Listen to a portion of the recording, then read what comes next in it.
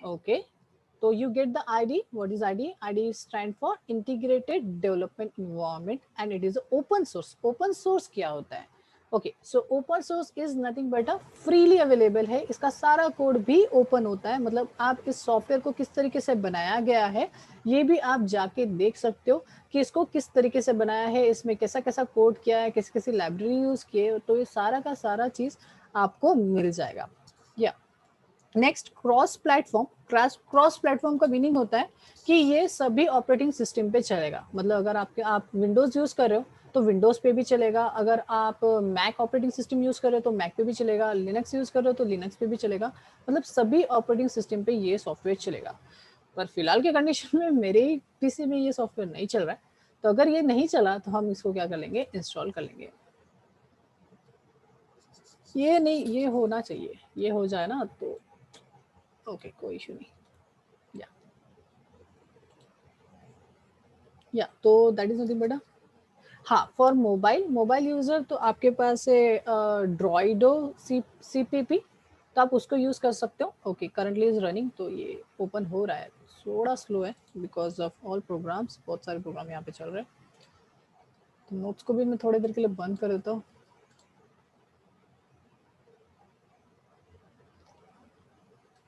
बेचारा पीसी भी थक जाता है दिन भर से बहुत ये करके। Why not Visual Studio? Because Visual Studio जो ये कोड ब्लॉक है ना, उसको ओपन होने में इतना टाइम लग रहा है, तो विजुअल स्टूडियो बड़ा हथियार है तो वो बड़े प्रोग्रामिंग लैंग्वेज के लिए यूज होता है, जैसे सी शार्प अगर आपको करना है तो गो फॉर विजुअल स्टूडियो। हाँ, उसका छोटा भी हथियार है आपके विजुअल स्टूडियो का, दैट इज कॉल्ड एज क्या है वो, विजुअल कोड, या फिर हाँ विजुअल कोड, ठीक है, वीएस कोड, हाँ वीएस कोड बोला जाता है, sorry for that, VS code उसको बोला जाता है। तो कुछ इस तरीके से ये इतने सारे क्लासेस चलते रहते हैं, सो दैट्स वाई ये थोड़ा स्लो हो गया।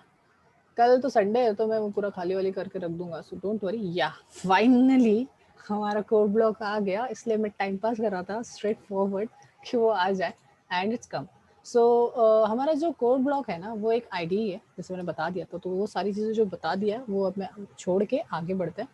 नेक्स्ट, जैसे आपको ये जो सॉफ्टवेयर ओपन होता है तो कुछ इस तरीके से आपको इंटरफेस दिखता है, तो इस इंटरफेस के बारे में थोड़ा समझ लेते हैं और क्या क्या चीज़ें इंटीग्रेट करके दिया। इंटीग्रेट का मीनिंग होता है पहले से उसके बिल्ट इन होना, वो सारी चीज़ों को समझते हैं।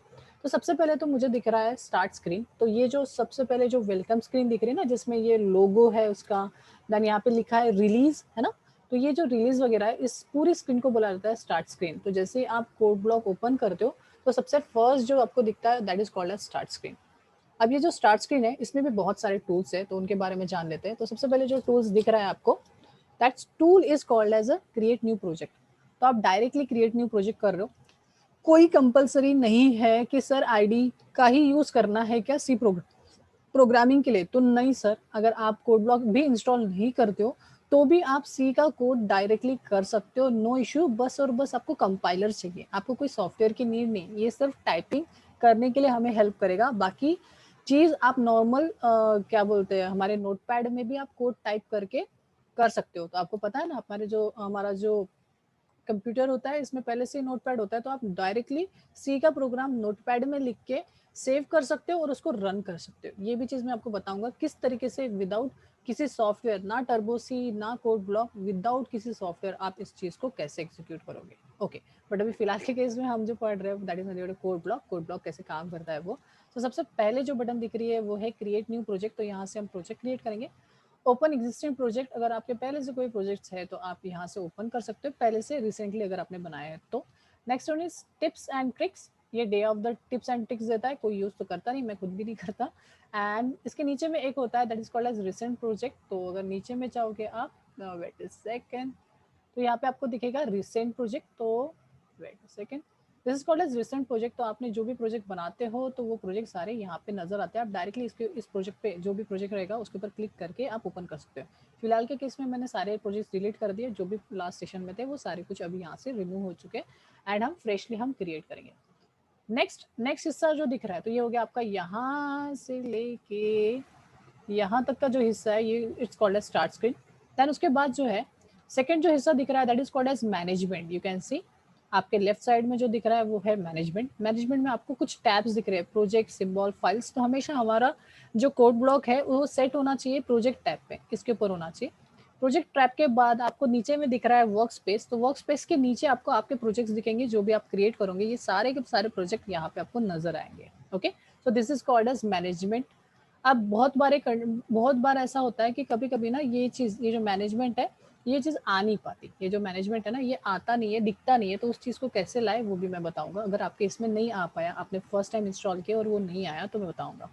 सो मैनेजमेंट जो है, मैनेजमेंट जो टैब है, यहाँ पे सारे प्रोजेक्ट दिखेंगे जितने भी आप क्रिएट करोगे, ये पूरा का पूरा इस पोर्शन में दिखेगा।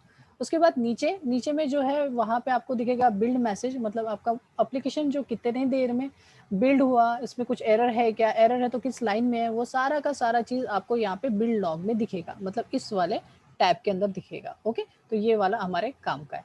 नेक्स्ट अगर हम टॉप पे देखेंगे तो यहाँ पे बहुत सारी बटन्स है, पर ये पूरी के पूरे टूल्स जो है आपके काम के नहीं है। बट हाँ, जो बेसिक टूल्स है जो आपके काम में आ सकते हैं वो मैं बता रहा हूँ। सबसे पहले तो यहाँ से फाइल वगैरह, ओके, तो यहाँ से फाइल कर सकते हो, सेव वगैरह, ये बेसिक चीज़ है। तो आप अगर बेसिक आपको कंप्यूटर पता है तो आपको ये चीज़ें पता है, तो वो मैं नहीं बताऊंगा, रीडो वगैरह, सर्च वगैरह। बट या you can see this gear icon. तो ये गेयर आइकॉन बहुत काम का है, इसको बोला जाता है बिल्ड। कोई भी सॉफ्टवेयर को पहले बिल्ड करना पड़ता है, देन उसको किया जाता है रन। ये सारा कुछ थ्योरी में बता रहा हूँ, फिर हम प्रैक्टिकल अभी इसके बाद ही जस्ट देखने वाले। So that's green button is called as run. अगर आपको भरोसा है आपके प्रोग्राम पे तो आप ये वाली बटन दबा सकते हो, जो कि कॉम्बो है बिल्ड एंड रन का।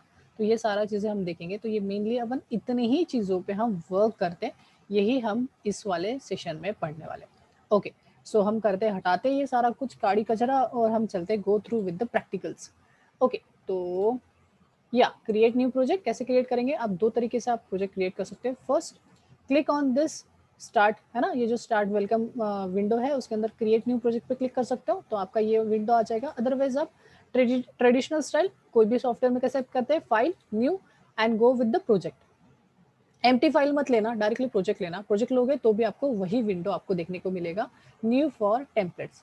अब ये चीज क्या है, जिसे आप क्रिएट करते हो न्यू प्रोजेक्ट, तो यहाँ पे पहले से प्री डिफाइंड टेम्पलेट्स देता है। मतलब आप देखो, जो हमारा जो कोड ब्लॉक है वो इतने प्रोग्रामिंग लैंग्वेज को, सॉफ्टवेयर को सपोर्ट करता है। यहाँ पे देखो इतने सारे, ओके, उसमें से हम कौन सा सिलेक्ट करें, तो हम सिलेक्ट करेंगे कंसोल एप्लीकेशन। अब कंसोल एप्लीकेशन क्यों, तो एप्लीकेशन के भी बहुत सारे टाइप्स होते हैं। एप्लीकेशन के क्या होते हैं, टाइप्स। तो टोटल नंबर ऑफ 5 टाइप्स होते हैं एप्लीकेशन के, तो वो चीजें समझ लेते हैं। फर्स्ट, सबसे पहला जो एप्लीकेशन का टाइप है that is called as console application. अगर आप कोई भी प्रोग्रामिंग लैंग्वेज पढ़ रहे हो तो सबसे पहले जो पढ़ाया जाता है that's called as console application. Sir ये कंसोल एप्लीकेशन क्या होता है, आपने अभी तक देखे कि नहीं देखे ये नहीं बता सकता, बट या अगर आपने सीएमडी विंडो देखा है, क्या बोल रहा हूँ मैं, CMD window. Sir CMD window means command window.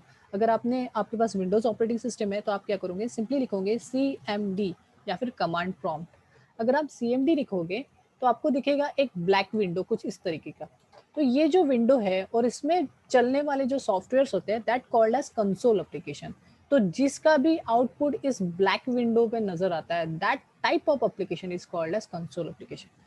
ये एप्लीकेशन जो होते हैं ये टेक्स्ट बेस्ड इंटरेक्शन लेते हैं। कैसे इंटरेक्शन, टेक्स्ट बेस्ड, मतलब सर अगर इनपुट भी देना है तो आपको टेक्स्ट में ही डालना पड़ेगा और आउटपुट भी जो वहां से मिलेगा वो भी टेक्स्ट में मिलेगा। फॉर एग्जाम्पल मैं बोल रहा हूँ हेलो, और उसका जो आउटपुट आया जो भी कुछ उसको वो बोल रहा है नॉट रिकॉग्नाइज, तो वो भी कैसा आया, वो भी टेक्स्ट में ही आया। तो ये जो ऑपरेटिंग सिस्टम है इसको बोला जाता है डॉस ऑपरेटिंग सिस्टम। और डॉस ऑपरेटिंग सिस्टम जो होती है वो टेक्स्ट बेस्ड इंट्रैक्शन ही लेती है। तो अगर इस ऑपरेटिंग सिस्टम में आपको अगर एप्लीकेशन को इंस्टॉल करना है तो उस टाइप के एप्लीकेशन जो चलते हैं that's called as console application. Next type है, तो ये फर्स्ट टाइप था, ऐसे 5 टाइप के एप्लीकेशन होते हैं। तो ये सबसे पहला है first type that is called as console application. Next type is called as system application. अब ये सिस्टम एप्लीकेशन कौन से होते हैं, सिस्टम एप्लीकेशन वो होते हैं जो पहले से आपके ओएस या फिर डिवाइस के साथ मिलते हैं। उस type of application called as system application. इन एप्लीकेशन को इंस्टॉल करने की जरूरत नहीं होती। फॉर एग्जाम्पल मेरा विंडोज एप्लीकेशन के साथ साथ मुझे नोटपैड फ्रीली इंस्टॉल मिला, प्री इंस्टॉल मिला, मुझे कैलकुलेटर प्री इंस्टॉल मिला, मुझे कैमरा एप्लीकेशन जो ब्राउजर वाला था है ना वेब कैम का, वो एप्लीकेशन फ्रीली इंस्टॉल मिला। तो ऐसे एप्लीकेशन जो हमें ओएस के साथ, या फिर जैसे मोबाइल की अगर मैं बात करूँ तो आपको डायलर मिला होगा, आपको वेब ब्राउजर उसके डायरेक्टली इंस्टॉल प्री इंस्टॉल मिला होगा। तो ऐसे सॉफ्टवेयर जो ओएस के साथ ही हमें मिल जाते हैं that type of application is called as system application because वो हमें सिस्टम के साथ मिलते हैं। नेक्स्ट टाइप ऑफ एप्लीकेशन, तो ये था second type of application. And third type of application is called as desktop application. क्या बोला जाता है? Desktop application. डेस्कटॉप एप्लीकेशन वो एप्लीकेशंस होते हैं जो यूजर अपनी खुद की रिक्वायरमेंट के अप्रोप्रिएट ऊपर से इंस्टॉल करता है, सेटअप फाइल को चलाता है, रन करता है और इंस्टॉल करता है। फॉर एग्जाम्पल कोड ब्लॉक, हमें सी के प्रोग्राम्स करने थे, हमें सी और सी प्लस प्लस के प्रोग्राम करने थे, इसलिए इसी वजह से हमने कोड ब्लॉक को इंस्टॉल किया। मतलब यूजर ने खुद की रिक्वायरमेंट के लिए जब कुछ इंस्टॉल करता है ऊपर से, that application is called as desktop application. For example हमारा जो होता है ना फोटोशॉप, या फोटोशॉप, अगर आपको फोटो एडिटिंग करना है तो आप फोटोशॉप इंस्टॉल करते हो। मेरे को कुछ डेटा रखना है मतलब टेबल फॉर्म में, तो मैं माइक्रोसॉफ्ट ऑफिस या फिर एक्सेल यूज करता हूँ। तो मतलब कैसा है, रिक्वायरमेंट के अप्रोप्रिएट एक सॉफ्टवेयर ऊपर से इंस्टॉल किया जाता है, सेटअप को चलाया जाता है। That type of application is called as desktop application, जब यूजर इंस्टॉल करता है। नेक्स्ट टाइप ऑफ एप्लीकेशन, तो ये था third type. Fourth type of application is called as, Anand bore हो गए हो तो लीव कर सकते हो, नो इश्यू, सो जाओ। Fourth type of application is called as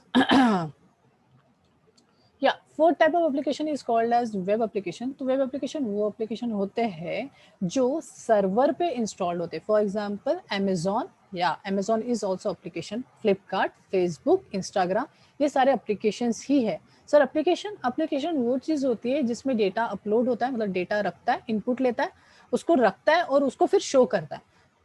ऐसी चीज जो खुद के अंदर रखता है और वो फिर बाद में शो करता है, that thing is called as application. तो फेसबुक भी एक एप्लीकेशन है, बिकॉज वो अपने पोस्ट को रखता है, सेव करके रखता है, जब भी हम मांगते हैं, जब भी हम फ्रेंड को सर्च करते हैं तो वो सर्च करके देता है। तो दैट ऑल्सो द एप्लीकेशन, वो एक सॉफ्टवेयर है। ओके और वो वेब पे है, is called as, that's why it's called as web application. तो वो वेब एप्लीकेशन है।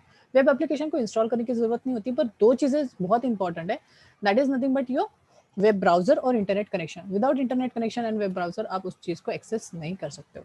Fifth type and last type of application is called as mobile application, जो सभी को पता है तो इसको बताने की जरूरत नहीं, जो मोबाइल में इंस्टॉल करते हैं और उसको फिर फर्दर यूज करते हैं। That type of application is called as mobile application. इसके अलावा भी बहुत सारे होते हैं, हाइब्रिड वगैरह बहुत सारी चीजें होती है, बट बेसिक ये 5 चीजें आपको पता होनी चाहिए। तो अगर इतने सारे एप्लीकेशन में से कुछ भी सीखना है तो सबसे पहले आपको जो सीखना पड़ता है वो है console application.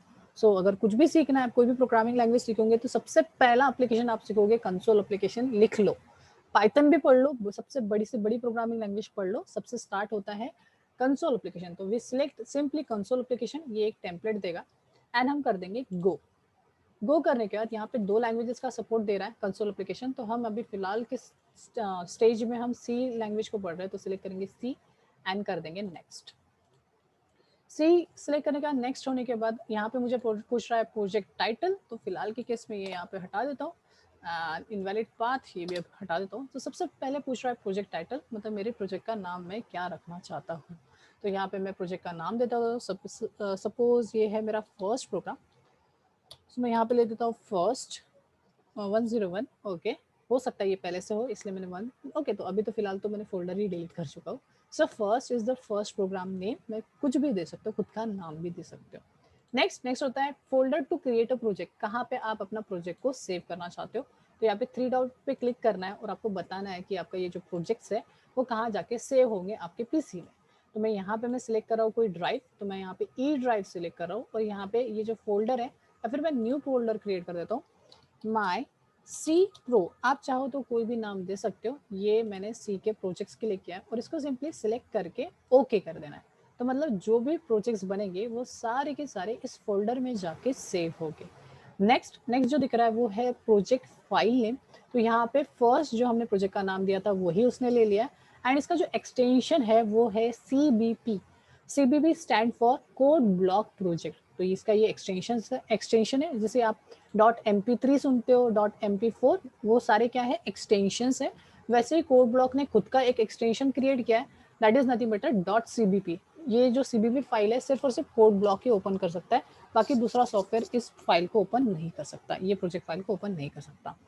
So that is own extension, that is called as CBP code block project.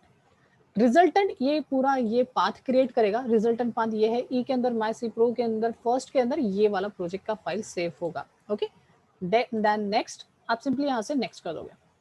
Next यहाँ पे सिलेक्ट करना पड़ता है कंपाइलर। मैंने कंपाइलर बताया था ना, जिसको कीवर्ड्स पता होते हैं, तो दैट्स कंपाइलर आपको यहाँ पे सिलेक्ट करना पड़ेगा। अब मेरे केस में हमेशा मुझे से कंपाइलर सिलेक्ट करना पड़ता है, ऐसा क्यों? बिकॉज मैं बहुत सारे कंपाइलर में स्विच होते रहता हूँ, दैट्स वाई मुझे कंपाइलर हमेशा सिलेक्ट करना पड़ता है। पर आपके केस में आपको एक टाइम, वन टाइम ही सिलेक्ट करना पड़ेगा, उसके बाद आपका कोड ब्लॉक हमेशा उसी कंपाइलर को सिलेक्ट करके रखेगा, आपको चेंजेस करने की जरूरत नहीं पड़ेगी। पर मेरे सिचुएशन में आप देखोगे कि मोस्ट ऑफ टाइम मेरे को सिलेक्ट करना पड़ता है, बिकॉज मैं चेंज होते रहता हूँ, आर लैंग्वेज डी लैंग्वेज पे भी चेंज होते रहता हूँ। सो यहाँ पे हम सिलेक्ट कौन सा कंपाइलर करेंगे, तो सबसे ऊपर लेके जाना है इसको, या फिर नीचे ऊपर कहीं पे भी कर सकते हो, बट आपको सर्च जो करना है that is nothing but GNU GCC compiler. फिर से एक बार मैं बोल रहा हूँ, GNU GCC कंपाइलर।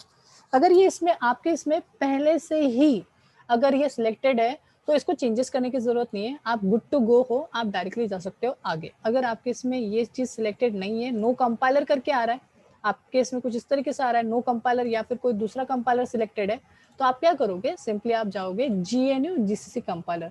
ये एक ऑफिशियल कंपाइलर है जिसका यूज करके आप C और C++ के प्रोग्राम लिख सकते हो। ओके, देन नेक्स्ट यहाँ पे डिबगर वगैरह है, ये चीजों को छोड़ दो ऐसे ही बाय डिफॉल्ट, और आप सिंपली कर दो फिनिश, वो आपको छेड़ना नहीं है नीचे की चीजों को। ओके, नेक्स्ट अगर आप छेड़ोगे तो क्या होगा, एरर आ जाएगा। ओके, मतलब प्रोजेक्ट एग्जीक्यूट नहीं हो पाएगा। या नेक्स्ट अगर आप देख रहे हो तो आपके लेफ्ट हैंड साइड पे देखो, यहाँ पे वर्क स्पेस आप जूम कर सकते हो, अगर आपको थोड़ा सा छोटा दिख रहा है तो आप उस साइड में जूम कर सकते हो। जूम एप्लीकेशन का यही एक एडवांटेजेस है कि आप साइड में जाके जूम करो तो वहाँ पे भी वो जूम होगा। तो अगर आप देख रहे हो प्रोजेक्ट के अंदर, यू कैन सी प्रोजेक्ट के अंदर वर्क स्पेस के अंदर मेरा प्रोजेक्ट का नाम आ गया, दैट इज फर्स्ट, और प्रोजेक्ट के नाम के अंदर आ रहा है सोर्सेस। ठीक है, अब ये जो सोर्स है इसके अंदर अगर मैं डबल क्लिक करूँ तो मुझे दिख रहा है main.c की फाइल। मैं main.c की फाइल को डबल क्लिक करूँ तो ये देखो मेरा ये मेन प्रोजेक्ट मेरा खुल गया, और पहले से उसमें कुछ कोड लिखा हुआ है। तो ये कोड जो लिखा हुआ है इसी को बोला जाता है टेम्पलेट्स। प्री कोडेड जो चीजें मिलती है उसी को बोला जाता है टेम्पलेट। ओके, नेक्स्ट आपके केस में कभी कभी ऐसा हो सकता है कि आपके केस में कुछ इस तरीके का आए, कुछ भी ना दिखे, तो उस टाइम क्या करना, डर जाना नहीं। सिंपली क्या करोगे, व्यू ऊपर में देखिए थर्ड वाला ऑप्शन टूल बार के अंदर व्यू, व्यू में जाके आप क्लिक करोगे मैनेजर, एंड मैनेजर जैसे सिलेक्ट करोगे तो ये आ जाएगा। कभी कभी और भी एक प्रॉब्लम होती है कि ये चीज हमें दिखती नहीं है, कैसे कहीं तो अलग ये ऐसे इस पे होता है, तो डरने की बात यहाँ पे भी नहीं है। आप सिंपली इस एरो को क्लिक करोगे और उधर जाते जाओगे जब तक वो फर्स्ट नहीं आ जाता जहाँ पे आपको प्रोजेक्ट्स दिख जाए। जब आपको प्रोजेक्ट दिख जाए सिंपली इसके ऊपर क्लिक करो और ये आपके लिए ओपन हो जाएगा। या एंड देन आप क्या कर सकते हो, कभी कभी ऐसा भी हो सकता है कि सिर्फ फर्स्ट दिखे बाकी फाइल्स नहीं दिख रही, सिंपली डबल क्लिक करो, देन डबल क्लिक करो या डबल क्लिक, एंड जब तक main.c फाइल आपको ना नजर आए। main.c फाइल ये मेरी सी की फाइल है जिसका एक्सटेंशन .c में है, और हम इस फाइल में करते हैं कोड, या फिर आप बोल सकते हो प्रोग्राम हम इस फाइल में लिखते हैं। सिंपली डबल क्लिक करना, डबल क्लिक करने से आपको ये ओपन होके मिल जाएगा।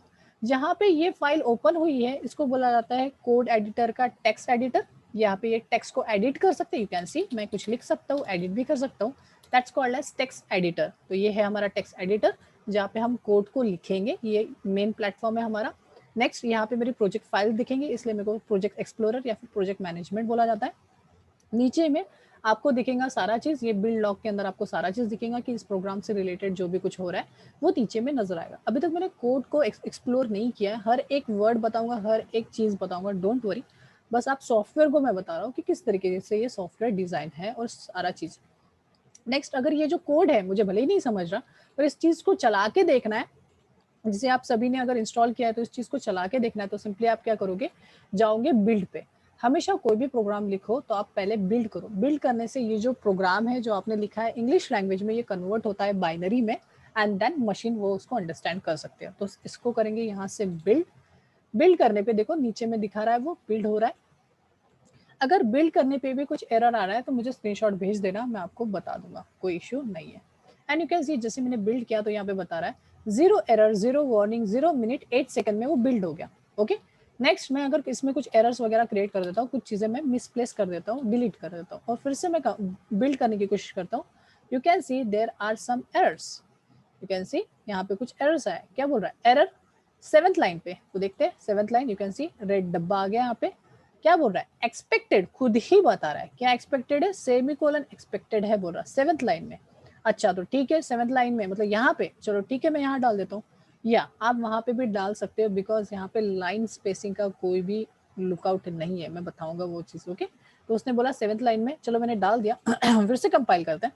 या there is one more error, वो बोल रहा है कर्ली ब्रेसेस के पहले भी चाहिए, तो यहाँ पे डाल दिया, बट हमने यहाँ से डिलीट नहीं किए थे, यहाँ से, बिकॉज ह्यूमन हमारा आइज जो है ये मानता नहीं है नीचे में, बट एज अ कंपाइलर को कोई लेना देना नहीं है, रिटर्न के पहले होना चाहिए, वो कहीं पे भी अगर सेमिकोलन आता है तो उसको वो चलता है। ओके, सो आप यहाँ पे भी लगाओगे तो भी चलेगा। यू कैन सी कंपाइल कर रहा हूँ तो वो बोल रहा है देयर इज नो एरर, देखो आएगा अभी, there is no error, but हमारे लिए हम लिखते हैं यहाँ पे। ओके, नेक्स्ट चीज, मतलब इसमें कोई स्पेसेस वगैरह का या फिर इसका कोई लुकआउट नहीं है लाइन का, मैं एक लाइन में भी ये कोड लिख सकता हूँ, उससे कोई इश्यू नहीं जाएगा। You can C compile, because वो कहाँ से डिफरेंस क्रिएट कर रहा है स्टेटमेंट का, उसको पता चल रहा है कि जैसे सेमीकोलन लग गया तो ये स्टेटमेंट अलग हो गया और ये वाला स्टेटमेंट अलग हो गया, ये डिफरेंट लाइन ऑफ कोड है and this is also different line of code. Okay, तो यहाँ पे याद रखना है। अब ऐसा भी लिखोगे, देखो there is no error, 2 seconds में वो बिल्ट हो गया। हमारे आंखों के लिए हम ऐसा लिखते हैं, नहीं तो अदरवाइज एक लाइन में हम पूरा कर सकते हैं। नेक्स्ट, अगर इस चीज को रन करना है तो आप यूज करते हो that green button, play button, उसके ऊपर क्लिक करने से आप वो रन करोगे। You can C hello world का प्रोग्राम मेरा सक्सेसफुली आ गया है, और यहाँ पे प्रोसेस रिटर्न 0, बिकॉज रिटर्न में 0 है। सारी चीजें समझ में आएंगी, डोंट वरी फॉर दैट, ये सिंपली रन करने का प्रोसेस था। अगर आपको लग रहा है कि मेरा जो प्रोग्राम है यार ये तो करेक्ट है, ये तो सही है, ये तो रन हो ही जाएगा, तो आप इसका कॉम्बो बटन यूज कर सकते हो, that is build and run. तो डायरेक्टली क्लिक करोगे तो आपको बिल्ड अलग से करने की जरूरत नहीं रहेगी, रन अलग से करने की जरूरत नहीं रहेगी। ये क्या करेगा, कॉम्बो बटन पहले बिल्ड कर देगा देन रन कर देगा। तो आप ये भी बटन को यूज कर सकते हो, मोस्ट ऑफ टाइम मैं वही बटन को यूज करता हूँ। ओके, तो ये तो था पूरा सारा कुछ जो मैंने बताया कोड ब्लॉक से रिलेटेड। अभी हम चलते हैं मेन, मतलब हमारे प्रोग्राम के ऊपर, जो हमें बेसिक प्रोग्राम दिख रहा है। फर्स्ट कम फर्स्ट, यहाँ पे सबसे पहले जो दिख रहा है उसको हम क्या करते हैं, सेक्टर आउट करते हैं। तो मैं इसको थोड़ा जूम इन कर रहा हूँ और इस चीज को, पूरे कोड को हम समझेंगे आज के लेक्चर में। ओके, कल छुट्टी रहेगी, सैटरडे संडे ऑफ होता है, बट ये स्टार्टिंग सेशन से, दैट्स वाई मैं अभी छुट्टी नहीं दिया, बट या नेक्स्ट सेशन में आपको छुट्टी रहेंगी। वेट अ सेकेंड, एंड हम चलते हैं पेंट में। मेरा फेवरेट टूल है पेंट, जहाँ पे मैं आपको चीज़ों को एक्सप्लोर करके बताता हूँ, चीज़ें बताता हूँ डिटेल में। तो यहाँ पे आगे हम पेंट में, और जो चीज़ आपको दिख रही थी वहाँ पे, उसी चीज़ को मैं यहाँ पे लेके आ गया आपके लिए। ओके, एंड या आप देख सकते हो आपके कमेंट्स वगैरह भी दिख रहे हैं उसमें, बिकॉज इतना सारा होता है मेरे स्क्रीन पे माई साइड। ओके, चीज़ों को छोटा कर देता हूँ आपके, और या बाकी चीज़ों को मैं डिलीट कर देता हूँ डिस्ट्रैक्शन कम करने के लिए।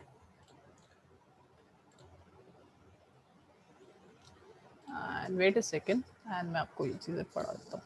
या ओके,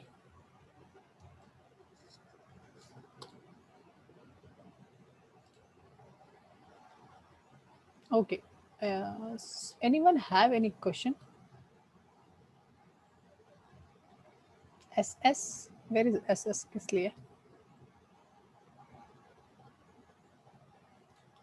ओके श्योर, ठीक है, तो स्टार्ट करते हैं पढ़ना। तो यहाँ पे सबसे पहला जो दिख रहा है फर्स्ट कम फर्स्ट, तो सबसे फर्स्ट हमें क्या दिख रहा है, हैश इंक्लूड stdio.h। तो सबसे पहले तो हम बात करते हैं हैश की। सो एनीवन नो, जो भी यहाँ पे प्रोग्रामिंग बैकग्राउंड से बिलोंग करता है, उसको किसी को पता है कि क्यों हम हैश लिखते हैं? एनीवन नो, कोई है बुद्धिमान, आपका इंटरेक्शन चाहिए, बुद्धिमान जीव? या anyone know why we use hash? अच्छा, स्क्रीनशॉट कैसे लिया? सिंपल है, प्रिंट स्क्रीन अगर आप करते हो ना, तो प्रिंट स्क्रीन से स्क्रीनशॉट आता है। कीबोर्ड पे प्रिंट स्क्रीन करके एक बटन है। या एनीवन नो हैश, कैसे हम सॉरी, ये हैश क्यों यूज करते हैं? अगर आपने सी पढ़ी है तो, यहाँ पे कोई है जिन्होंने सी पढ़ा है एंड उसको पता है कि क्या है hash? What is hash? Anyone know? Maybe not सारे लोग। It is header linking I think. Hash के लिए शायद, क्या कमेंट्स के लिए हैश यूज होता है? नहीं, नहीं मिताली।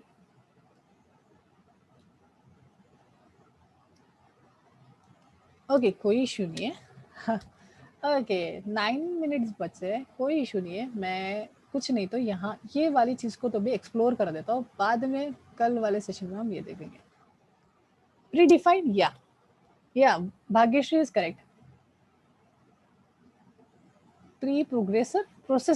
Preprocessors एड्रेस डिफाइन करने के लिए, या चलो ठीक है।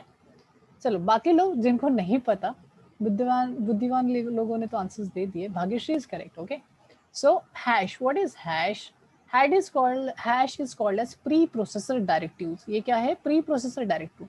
सर प्री प्रोसेसर मतलब तो समझ में आ रहा है कि ये सबसे पहले प्रोसेस होगा, बट किसके पहले?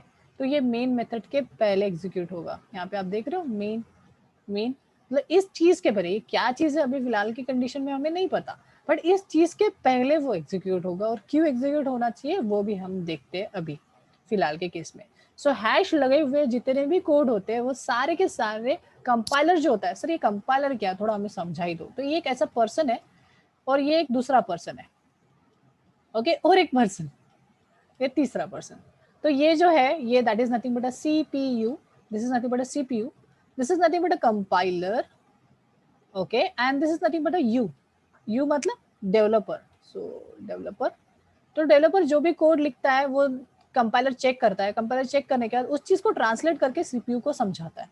सेम चीज जो भी सीपीयू उसका आउटपुट देता है वो चीज को कंपाइलर समझता है और उस चीज को डेवलपर को देता है। तो that is nothing but a compiler. Compiler is nothing but a software that is between you and the CPU. दोनों के बीच में रह के वो क्या कर रहा है? इंटर कम्युनिकेशन क्रिएट कर रहा है जिसके थ्रू दोनों को समझ में आ रहा है। Okay, so that is nothing but a compiler. तो वो है कंपाइलर। Okay, so great. अगर आपको कंपाइलर समझ गया तो आगे बढ़ जाए। Next one is your hash. तो हैश होता है प्री प्रोसेसर। तो प्री प्रोसेसर मतलब क्या?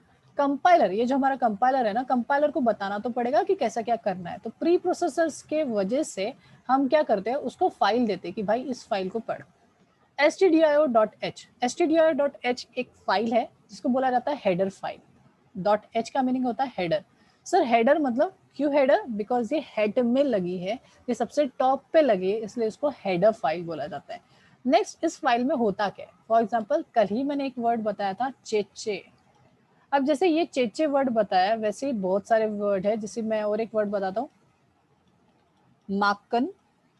ठीक है, ये जो माकन वर्ड है इसका मीनिंग अगर मैं बोलूँ कि यहाँ पे बहुत सारे वर्ड मैं लिख दूँ, सपोज 130 वर्ड लिख दूँ, और ये 130 जो वर्ड है ये मैंने लिख दिए है एक बुक के अंदर। तो ये यहाँ पे मैं एक बुक बना के दिखाता हूँ। तो ऐसी एक बुक है, ठीक है, इसमें नंबर ऑफ पेजेस है, और इस बुक में वो सारे के सारे वर्ड्स मैंने डाल दिए और उनका मीनिंग भी लिख दिया कि वो सारे वर्ड्स का मीनिंग क्या होता है। ओके, देन मैंने क्या बोला कि ये लो बुक, और इसको पढ़ना। मैं जो भी वर्ड बोलूँ तो उसका मीनिंग आपको इसमें मिल जाएगा। अब वो तो ठीक है, बट ये जो बुक है इसमें नंबर ऑफ पेजेस जो है उस वर्ड से रिलेटेड तो है 500 पेजेस है। तो आप बोलोगे सर रहने दो यार, मजाक कर रहे हो, मस्ती कर रहे हो आप। तो मैं बोलूंगा अरे ठीक है ना भाई, टेंशन लेने की जरूरत नहीं है।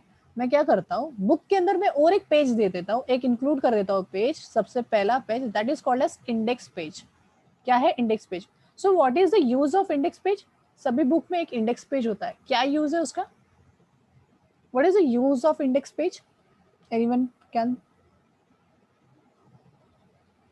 प्लीज, आपका इनपुट लगेगा बिकॉज ये बेसिक चीज है यार, बच्चा भी बता देगा। What is the use of index page? या Shubham is correct, Himanshu is also correct. Information मतलब उस बुक में क्या चीज लिखी है वो आप इंडेक्स पेज से समझ सकते हो। इंडेक्स पेज में पूरा रिलेटेड लिखा जाता है, जिस जो भी कुछ अंदर में है वो सारा इंडेक्स पेज में मेंशन होता है। मतलब डिक्शनरी भी अगर आप देखोगे तो सभी डिक्शनरी के फर्स्ट पेज में ही पता चल जाता है कि कौन से अल्फाबेट कहाँ से स्टार्ट हो रहे हैं, मतलब वो जो वर्ड से कहाँ से स्टार्ट हो रहे हैं। सेम चीज होता है यहाँ पे। यहाँ पे stdio.h जो है ना, ये एक हेडर फाइल है। तो हेडर फाइल जो है वो कनेक्ट होती है लाइब्रेरी फाइल से। सो यहाँ पे मेन जो होती है stdio.lib, LIB लाइब्रेरी फाइल होती है। और ये जो लाइब्रेरी फाइल है इसकी इंडेक्स फाइल को ही बोला जाता है हेडर फाइल, जो कहलाती है stdio.h। सिंपल सा कंसेप्ट है यार। इंडेक्स जो फाइल रहती है ना, उसमें उसका मीनिंग नहीं लिखा रहता। फॉर एग्जांपल अगर मैं चेचे लिख दूं और यहाँ पे कुछ वर्ड्स का मेंशन कर दूं कि ये वर्ड का मीनिंग पेज नंबर 5 पे लिखा है, पेज नंबर 6 पे लिखा है, तो उसका मीनिंग है सिर्फ वहां पे रेफरेंस है कि वो चीज कहाँ पे लिखी है। मतलब stdio.h में सिर्फ इतना लिखा है कि वो वर्ड है या नहीं है। बिकॉज अगर मैंने चेचे लिख दिया देन माकन लिख दिया, अगर ये बुक जापानीज नहीं है तो उस बुक में ये वर्ड आपको मिलेंगे ही नहीं। तो आप डायरेक्टली इंडेक्स पेज में पूरे 500 पेजेस थोड़े घुमाते बैठोगे।